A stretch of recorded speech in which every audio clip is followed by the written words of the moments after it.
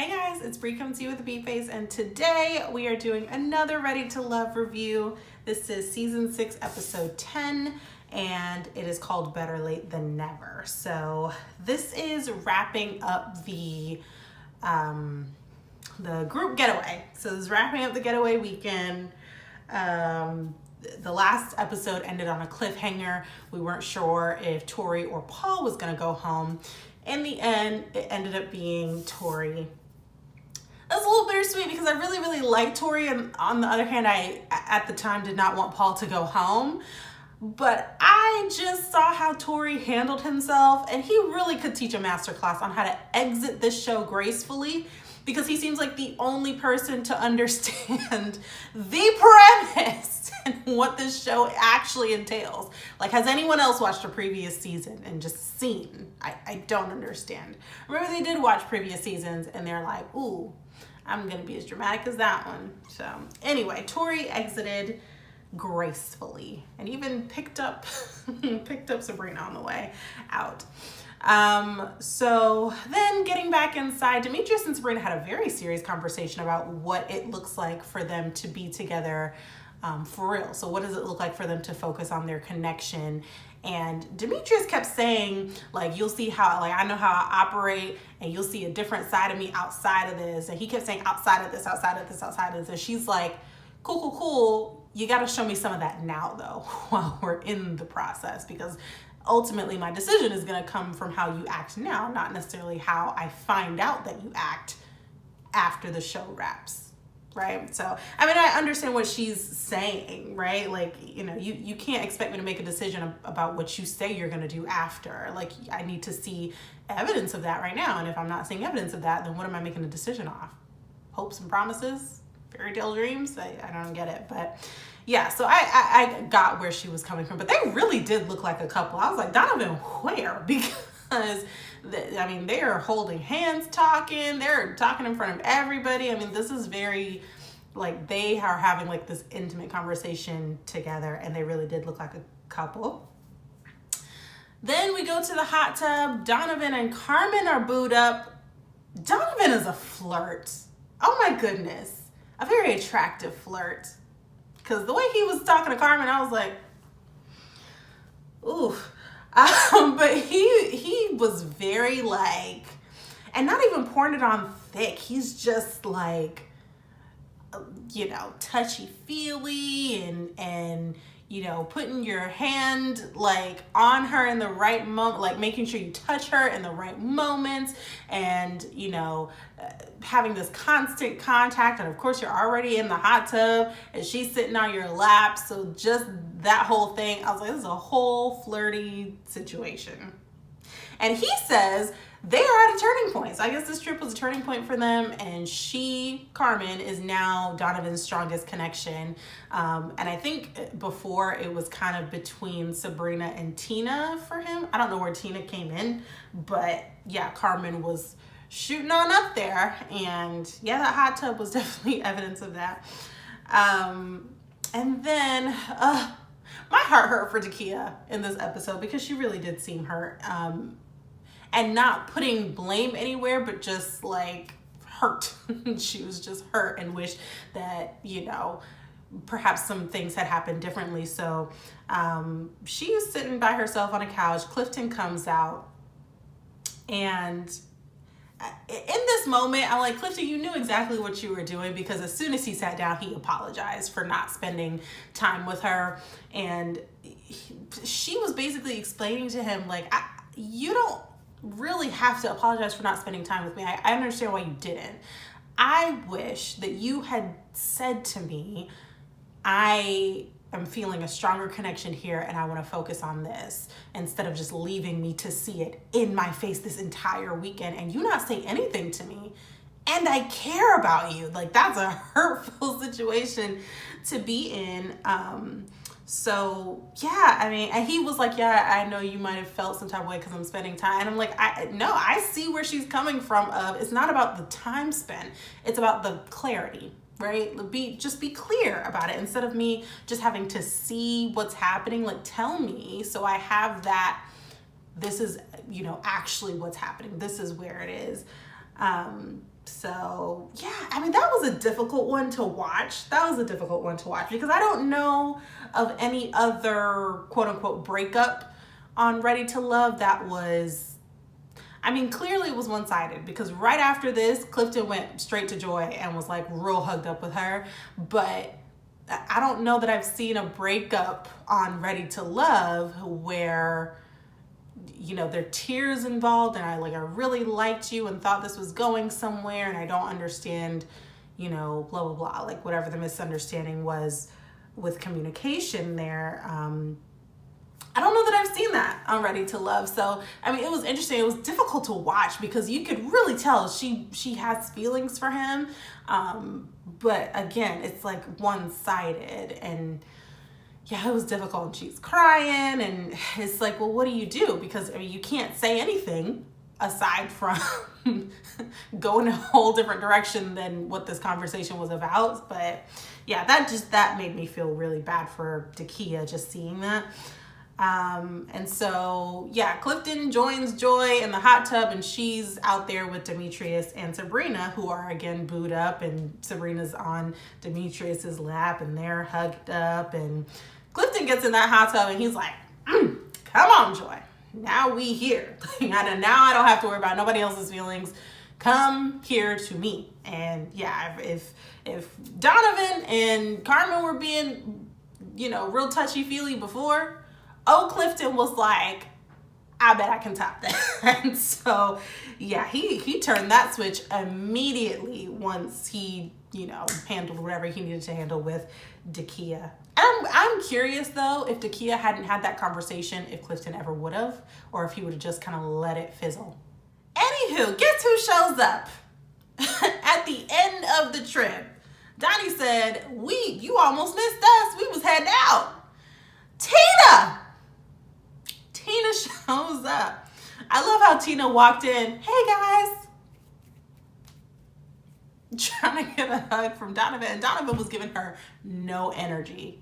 I mean, but at the same time, I understood why, because she was not giving any explanation. Like, she came in, didn't explain why she wasn't there the whole weekend. She kept kind of making little jokes or like, I feel like I missed everything.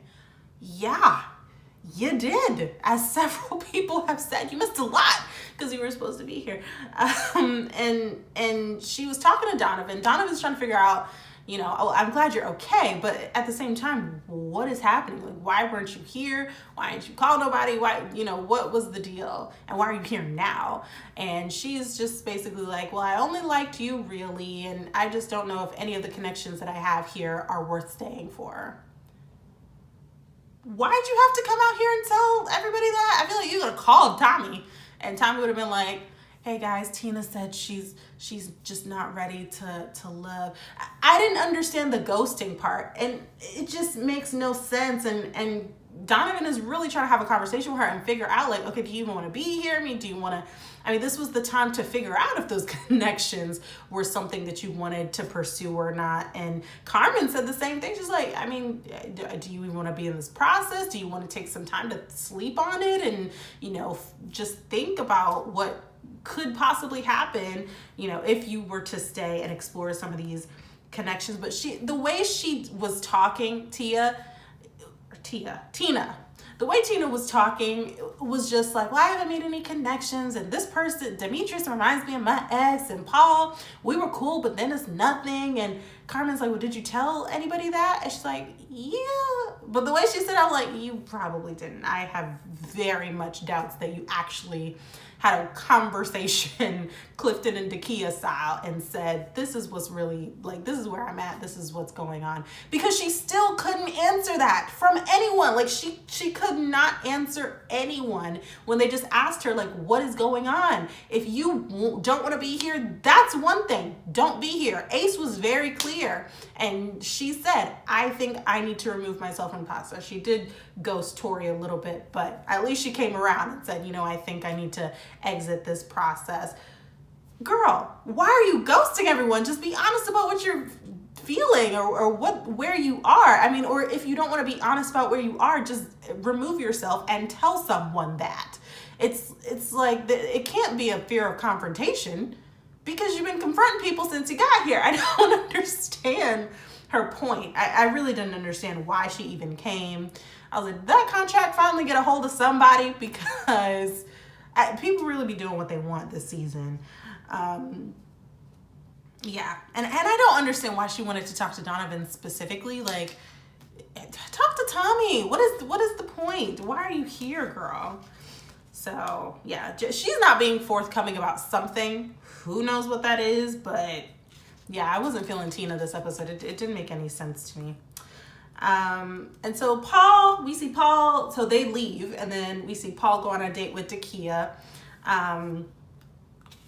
He pours on the compliments real thick. I'm curious why he always has to qualify the compliment with black. Like, you are a strong, independent, black woman. Like, you always have to say that. I mean, there's nothing wrong with it. I just noticed it, because when they were by the water at the retreat, he said the same thing too. Like, you're such a dynamic black woman. It's like, you could just say all the adjectives, and you don't have to say the black part, because clearly we are all, you know. But anyway, yeah, he pours it on thick, and she just kind of takes it in, and it seems like he's being genuine. I just don't know if it's gonna go anywhere, because I feel like Dakia had a real strong connection with Clifton. Paul said she seemed a little closed off. It was hard to get to her because she was kind of closed off, and she's like, yeah, I kind of had a wall up.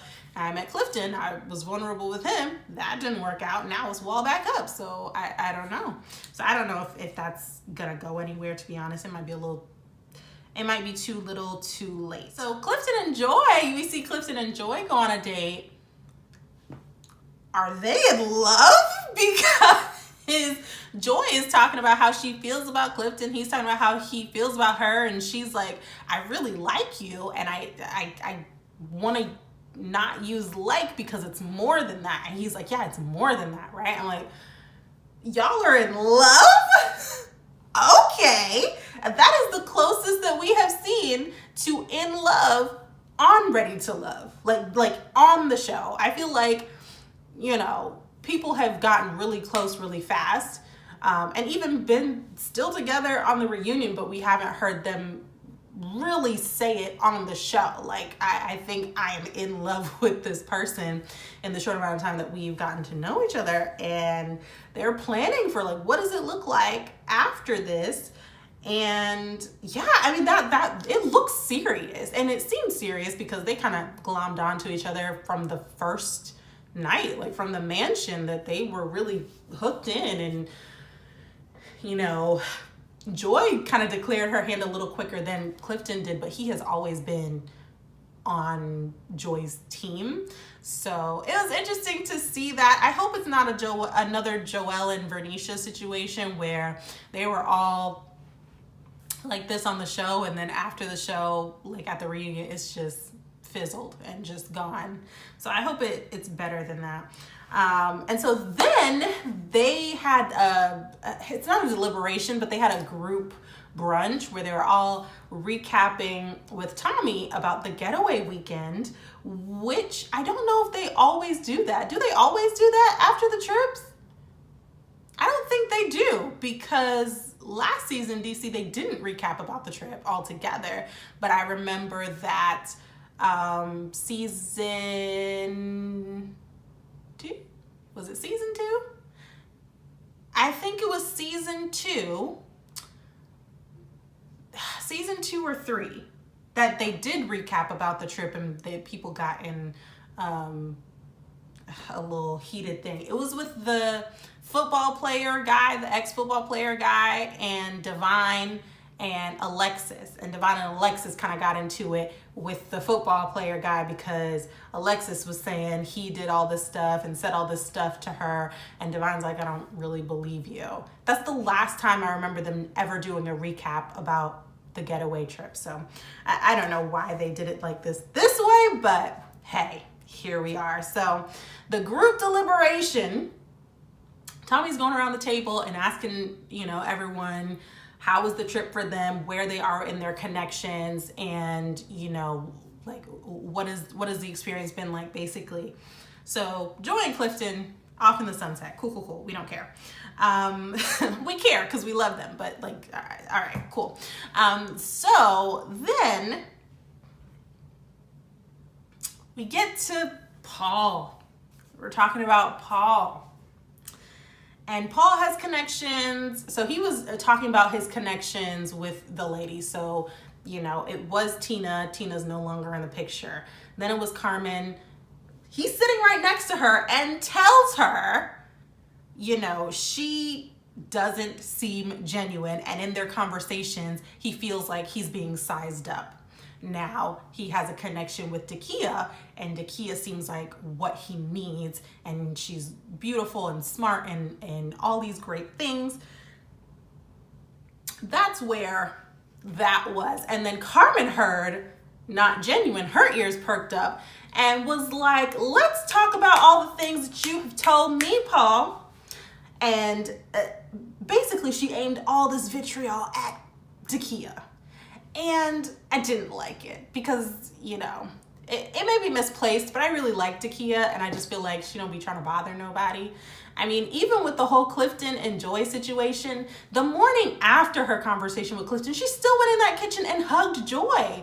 I just don't feel like she's the type of person to do that sort of like beef with you for no reason. I mean, then why wouldn't you have beef with Joy, who you would have a reason to have beef with? I don't understand why her and Carmen are always at each other's necks. But so Carmen calls herself dropping receipts, and she's like, you told me, Paul, that you like your women to look a certain way, and that certain people wouldn't, you know, fit the bill really because you don't want to have to think about getting aroused. I'm not gonna lie, that does sound like something Paul would say. But Paul said, I wasn't talking about her, and I was saying that in a general sense. I wasn't saying that Dakia can't do it for me. Like that was not the conversation. And I was like, because Paul's eyes opened real wide when she said all that.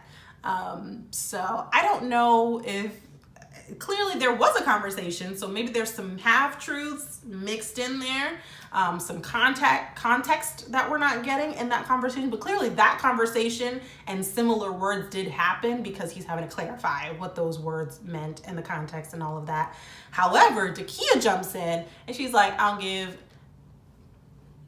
let's rephrase, because I was going to say something else. I don't care not one bit about anything that Carmen has to say because I don't believe anything that comes out of her mouth. That is when the back and forth happened. She said, I don't have any so okay, here's the deal. What Dakia said wasn't necessarily pointed at Carmen, except for the part about not believing what she said. What Dakia said was, I am not insecure about my looks. Classiness is always in style, and I don't have to put anything out there if I don't want to, or in order to turn my man on. I don't have problems with that. And Carmen jumps in and says, well, if you don't have it to put out there, that's it. And Dakia said, real versus purchase, but sure. What is happening? I don't get it. But I don't understand why it had to go there. It wasn't, it's very clear that Carmen doesn't like Dakia. What she said, that Paul said, it wasn't like, I don't know that she would have brought it up if Paul hadn't said that about her. I don't think she would have brought anything up that Paul said if Paul hadn't said something about Carmen and she was trying to get back at her. I mean, she talks about being competitive. She talks about being, that type of person. And if you are feeling threatened, would you not say something to make someone else look bad? So if you made me look bad, you're about to look bad because I have some secrets and some receipts. And that whole conversation didn't need to happen.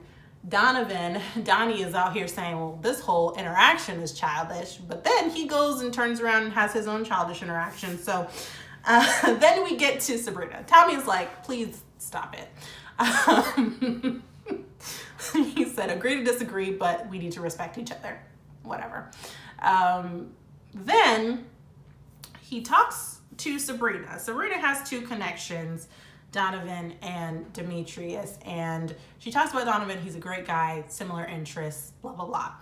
Her concern is that with his relationship history, he hasn't taken the time that he would need to be by himself in order to heal.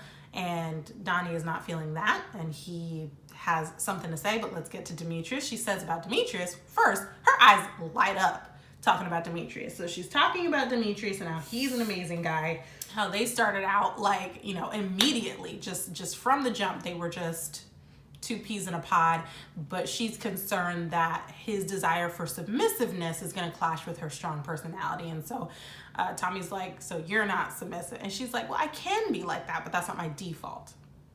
All right. And Demetrius is like, she keeps wanting me to show 100%, but we're not in a relationship, and she has other connections. So why would I give 100% to someone who's not sure about me? Now, here's a couple things that I wanted to say about that, because I just feel like Tori should feel real vindicated, because he's been telling y'all hoes this forever. Let me not say that, because Tori has been saying this from the beginning, not even from the beginning. He's been telling everybody this since Truth or Dare.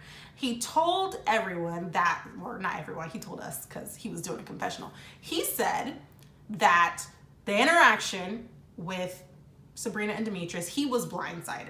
So he was 100% in and then blindsided. She didn't really want to hear it because they're on a process. And he was kind of concerned about her lack of certainty. Now, Demetrius's thing is, now all of a sudden she's not sure about us. I feel like at this point in the process you should be, but you're wanting me to give 100%. I don't get it. Tori said that. Donovan said at the table, her and Demetrius were booed up, feeding each other, acting real couple-ish, and she was not concerned about her other connection sitting right there on the other side of the table, and she doesn't show concern. So one, Sabrina doesn't like hearing criticism because she doesn't accept any of that. She doesn't accept anything that they're saying. She has her own argument that she wants to assert, right? But Donovan, that same thing that you're talking about her at the table and not being concerned about your feelings, she did the same thing with Demetrius to Tori. And I'm like, so clearly this isn't just one person's opinion. Everyone that you're interacting with is seeing the same things. And I don't think it's just particular to this process. Maybe take some of that to you. I mean, it's particular in the sense that if you were dating other people, you probably wouldn't see that in your, in real life, you probably wouldn't see it in your face. And so maybe that would, be something different. And then in general, you're not dating 10 people at once. You're not picking from a pool of 10 and saying, I'll talk to these 4. You know what I mean? Like, that's generally not what happens. But if within this process some things come up, maybe that's something to consider about yourself, because multiple people at this point have said this. So yeah, Sabrina's really not thinking about all that. So that's, and then at the very end, Donovan said Sabrina snapped on him and was like, well, you can go home just like the last one. And Sabrina said, I didn't say that. I said, we were joking around and you said, I wonder who's gonna go home next. And I jokingly said, could be you. That's all I said. And yeah, so we're hearing a lot of, he said, she said, where she did say that, he did say that, but it's the context, right? And so it's like, are you twisting it to fit whatever narrative you're feeling right now? Or is one person's perspective different, or one person's perception different? Or is the other person trying to cover up what they actually said by turning it into something that was in a different context? I don't know. I don't know how you would come up with context right there on the spot, though. So I don't know. Yeah, that was a lot. So in the previews for the next episode, this is the Meet the Family episode. So the men are introducing the women to their family. So at the end of this episode, actually, Tommy was supposed to meet up with Tina. Apparently Tina stood him up. So in the next episode, you see him tell everyone like, Tina stood me up, so peace howdy. We're not even spending no more time on this. We hear that Joy, after this process, is leaving to go back to Mexico. Ooh. And all this talk about the future, you know, Clifton's face looked real surprised. I cannot imagine that she would not have shared this with you before. So anyway, and then Donovan and Sabrina are having this dinner similar to what she had with Tori. And Donovan is like, I don't like any of this. This is how you do things, blah, blah, blah. And he's kind of giving criticism. And again, she's not taking it. And she says, not to him, but in the confessional, he's acting like a big baby. It's kind of what she said about Tori, though. I'm just saying,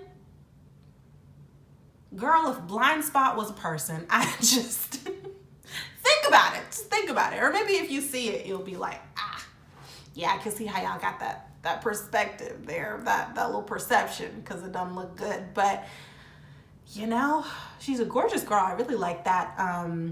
She had this outfit at the little group deliberation where it was like a black tank and then some striped thing over it. But it was like a half sweater, like it was sleeves only. It was really cute. I need to figure out where I mean, DC is not that far from here. I need to go shopping up there in DC and see what they got going on. But anyway, that is it for this review. I wanted to give a very short, brief update because I know I talked about Put a Ring on It and I was so excited for it to come back on, and then it came back on. I did one review and have not done any more since. And I will tell you, I plan to do a review on episode 2, started it and realized this was the most toxicity that I have ever seen in a TV show, and I didn't have the energy to do it. I didn't have the capacity, so I just decided, yeah, put a ring on it. I can't watch this show anymore. I don't want to do reviews on it anymore, but that's just a very small update. It was really bad, like just listening to how Otis talks to Charlana, seeing the fact, I will tell you this part, and this is the part that got me in episode 2, why I didn't watch episode 3 and don't want to do any more reviews. You see a snippet in episode 2 where Kenneth has taken screenshots of Shorty's banking information and sent it to himself. And apparently what he has done before is, when I guess they had broken up one time, he went on her job social media page and just started spamming them with comments about her. I'm like, so girl, he's done this before? So she keeps asking him, like, you don't want me to be happy with or without you? And he's like, well, of course I don't want to be with anyone who doesn't want to be with me. And he says that, but anytime she doesn't want to be with him, he sabotages her whole life. And sabotage sounds like a really dramatic word, but it is very fitting for the situation. What were you going to do with her banking information? And I just don't think any of that is healthy. I don't even want to talk about fake Rick Ross and his girlfriend. It's just a whole mess. It's a whole mess. Otis seems like this far from putting hands on somebody. I don't like any of it. So that is just a quick update on my Put a Ring on It reviews or lack thereof. But I appreciate you guys tuning into this review. Keep tuning in because we'll keep on doing this. This is a little less toxic for me because they're not actually in relationships and they're probably going to break up right after the reunion, but I can handle this level of drama. So thank you guys for watching. I will see you in my next one. Don't forget to like, comment, and subscribe.